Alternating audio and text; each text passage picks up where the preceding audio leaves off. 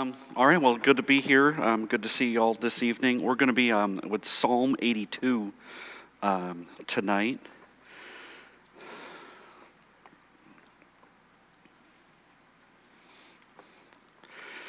It says Psalm 82, a psalm of Asaph. I'm going to try to say that right throughout the time. Every time I see that, I think of Aesop's fables. So if I go and, mess something up there, I apologize. Psalm 82, a psalm of Asaph. God has taken his place in the divine council. In the midst of the gods, he holds judgment. How long will you judge unjustly and show partiality to the wicked? Give justice to the weak and the fatherless. Maintain the right of the afflicted and the destitute. Rescue the weak and the needy. Deliver them from the hand of the wicked. They have neither knowledge nor understanding. They walk about in darkness. All the foundations of the earth are shaken. I say you are God, sons of the Most High, all of you. Nevertheless, like men, you shall die and fall like any prince. Arise, O God, judge the earth, for you shall inherit all the nations. So, relatively short one, but there's a lot here and there's a lot going on. Start off with who Asaph is. Asaph is given credit, or a credit is given as a psalm of Asaph to a handful of psalms, Psalm 50 and then 73 through 83.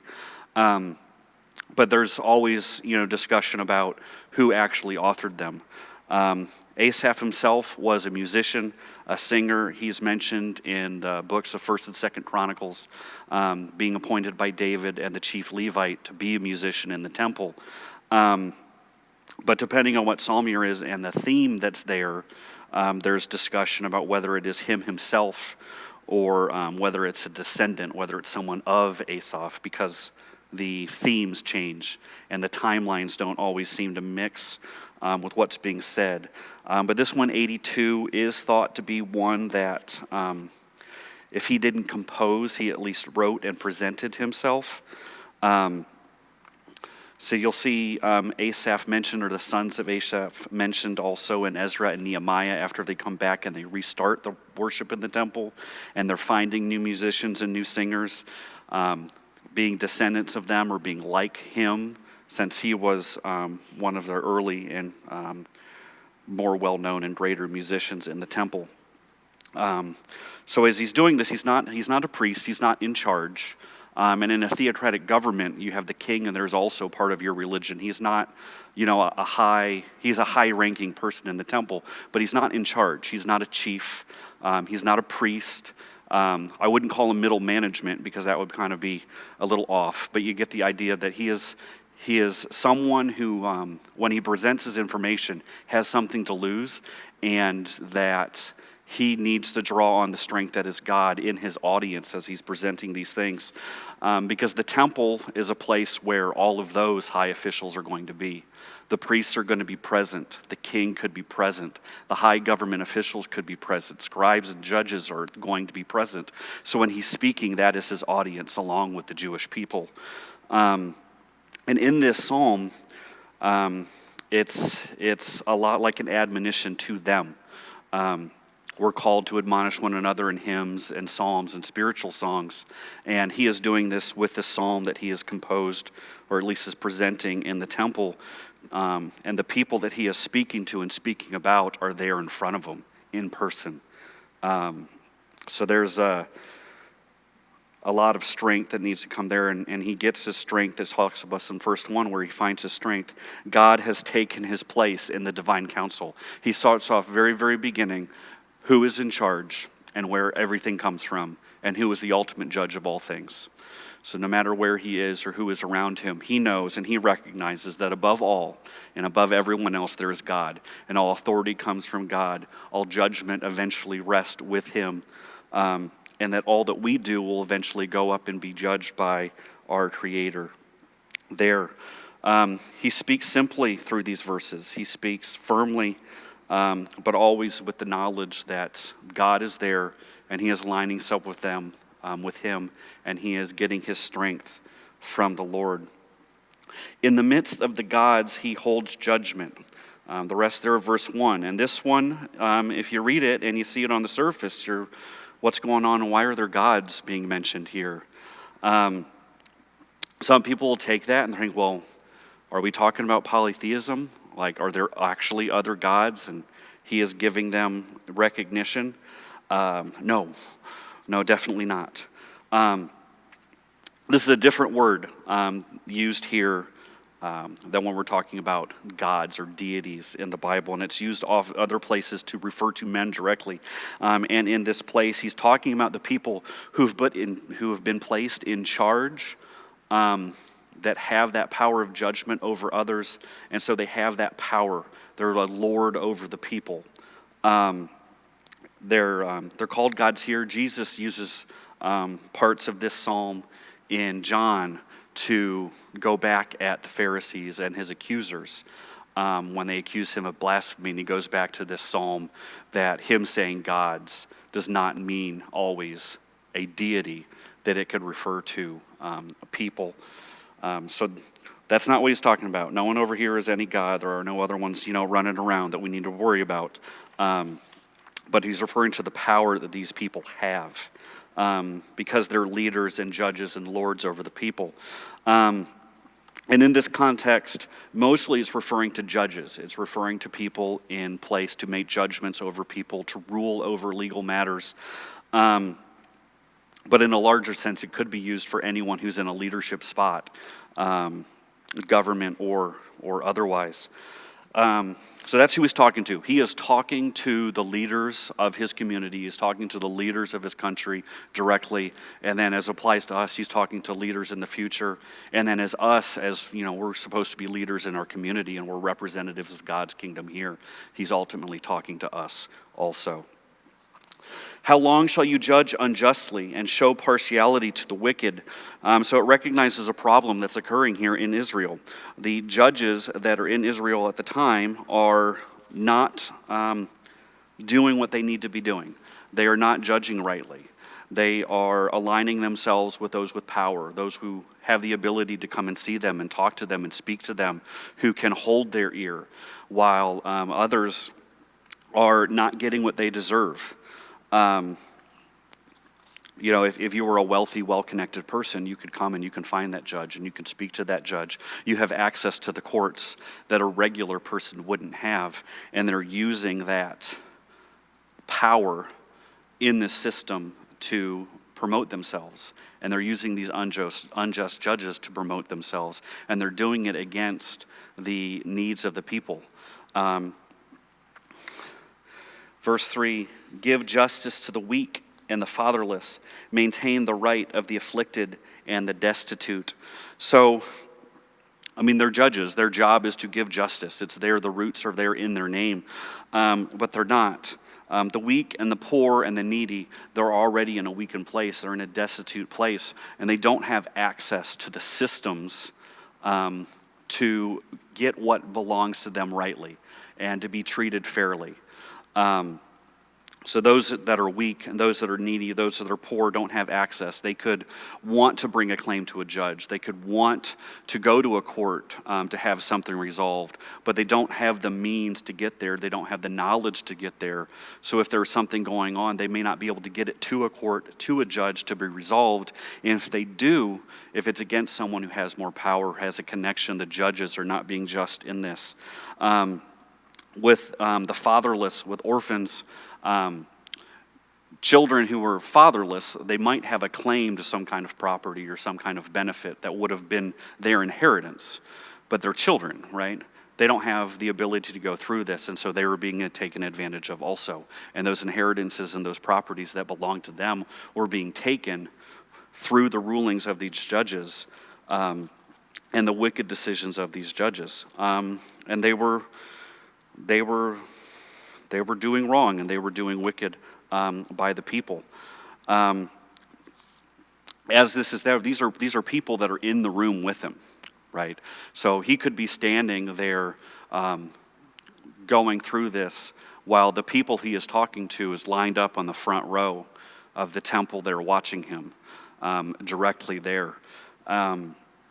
So it's got to move you with the strength and the resolve that he has, coming back from that first verse, that God has his place, knowing that there is an opportunity for retribution. He doesn't know what's going to happen as a result of what he is saying here, but he knows where it comes from. We know it comes from God. We know that God is speaking through him, and you have to remember where that strength is. And he is not afraid here to call that out and to judge what he sees as being unjust. I know that often we don't want to confront and we don't want to deal with issues. And sometimes we fall back on, well, I don't want to judge. Jesus told us not to judge. Well, that's not exactly what he's saying. If you have poor motives and your motivations are unjust and your motivations are to hurt and your motivations are not for God, then no, you should not be judging other people.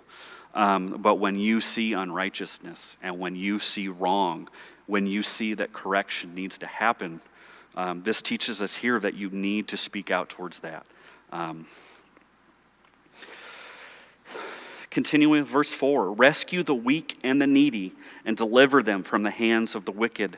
Again, we're talking about being involved in this legal system, that because of the system that they have created, these judges, that the needy are trapped. And there is no way for them to get out of where they are. There is no way for them to improve where they are, to get what they need. So that it's not just one that he's calling out. It is the system that he is calling out, because it is keeping them down. They need to be delivered from the hand of the wicked. They need to be delivered from the system. They need to be delivered from those people, these judges and leaders. Verse 5, they have neither knowledge nor understanding. They walk about in darkness. This is set apart in my Bible. There's like a little gap, and it's like this is like a special little thing marking here, describing those judges. They have neither knowledge nor understanding. These are people that do not know God. They do not have a relationship with him. They did not seek him out. They did not read his word. They did not attempt to communicate him. They walk about in darkness. They're not even attempting to make those connections to God. They are supposed to be there as leaders of a theocratic kingdom, as leaders of a kingdom that is God's chosen people, that is given to them by God himself with a destiny that he has ordained. And he has come and he has told them what he wants from them. He has given them everything they have. And these leaders, not only do they not know him, they have no desire to know him. They do not reach out. They do not read. They do not pray. They do not go through his word. They do not follow his law, which is the ultimate problem with what they're having. If you're not following God's law, if you're not looking for him and seeking him and what he wants to be done, then you are going to go along a path of wickedness. And you are not going to do what he desires. All the foundations of the earth are shaken. You think about the foundation of the society. Who are, the foundation of the society, and we see it when we talk about essential workers and whatnot. It's the majority of the people, and the majority of the people are not the powerful. They are the common people, and they are being built upon by these leaders because they are not seeking God and his righteousness. I said you are gods, Son of the Most High, all of you. And this, I think, we need to take to ourselves again. I'm not a judge, but we are inheritors of God's kingdom. We are his sons. We are not the judges in this story, but we are held to the same account. Okay, we have the same requirement for righteousness and to seek God and to do right by his people. To give that human dignity and human respect to everyone. They're all God's children, all of his creation. And we are his representatives here. When we come and we become a part of a church, when we're baptized up in the pool, we announce to the world that we are representatives of God, that we are followers of him and we are part of his kingdom.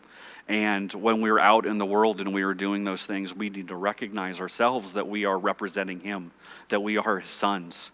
And as that, we need to make sure that what we are doing, what we are saying, how we're acting, aligns with what he would have us do.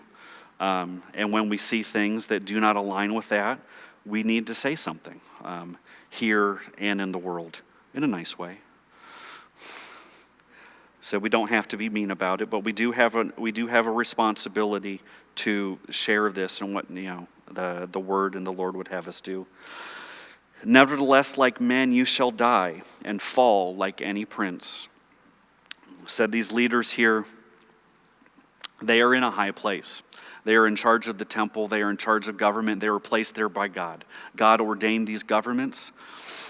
They are governments of men, but ultimately that's where their power comes from. Their power and their authority and their judgment, it comes from Him and His will and His word. But they are, at the end of the day, men. And on the day when we die, we are all equal, and we'll all go to stand in front of the Father and have Him see who we are. And if you are not a follower of Lord, if you are not one of His sons, if you are not there with Jesus Christ to inherit His kingdom, then you are going to fall, just like all of the princes of the world at this time around them.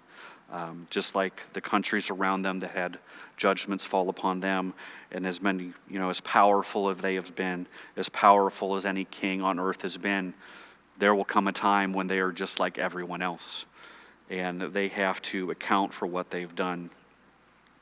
And we end here, arise, O God, and judge the earth, for you shall inherit all of the nations. See, he's calling on God almost like a plea, because he does not believe that the people have the ability to pull this out freely. And so he is pleading towards the Lord to come down and bring his judgment and bring his kingdom on earth. It's great here that he's talking about inheriting all the nations. Even here we talk about, it's talking about a future where all of the people will be included, not just the Jews in Israel, but all peoples all across the world are all going to have an opportunity to speak, to learn about the will of God, to see God's word, to have a relationship with him. And when that time comes, if you are not with him, if you are not committed to being with him and knowing him and to his righteousness, then it won't be a good place to be. But again, this is spoken to judges directly and leaders directly. But it is spoken to us also. Said everyone needs to understand where we stand in all of this, that you need to act righteously towards those around you. You need to follow what God would have you do. You need to understand his word. You need to communicate with him and pray with him and seek him, and not be like the judges here that walk in darkness.